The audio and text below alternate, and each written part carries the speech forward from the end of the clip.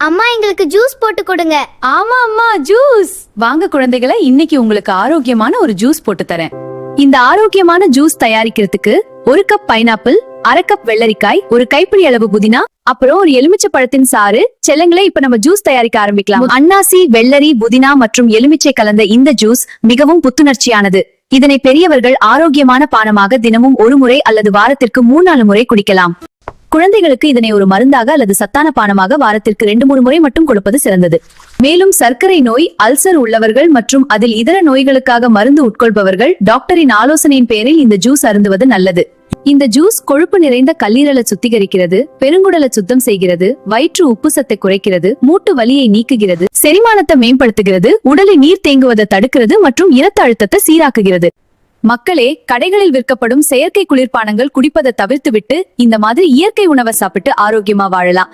அடுத்தது இந்த மாதிரி இன்னொரு சூப்பரான வீடியோவோட உங்களை சந்திக்கிறோம். பாய்.